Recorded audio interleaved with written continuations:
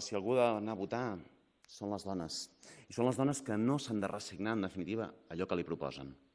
Queda't a casa, cuida dels nens, cuida dels grans. Més que mai el que cal és un vot femení, un vot femení de protesta, un vot femení de rebel·lia, un vot femení que digui volem estat del benestar, perquè l'estat del benestar són els nostres drets i és el nostre futur i és la meva vida.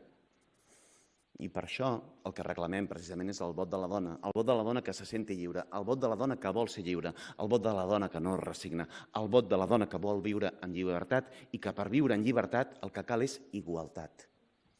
Això és el que demanem. I això és el que crec que ens convé, que convé a les dones i que ens convé també als homes que volem ser lliures. Mireu, avui tenim menys polítiques socials i això està partint aquesta societat i està fent que hi hagi més desigualtat. Jo el que vull és que les amples esquenes de les dones continuïn sent amples, però amples per viure en llibertat, amples per ser lliures, amples per viure la vida intensament, no amples per carregar amb allò que la societat no carrega. D'això es tracta. És simple, és senzill. Això és el que volem.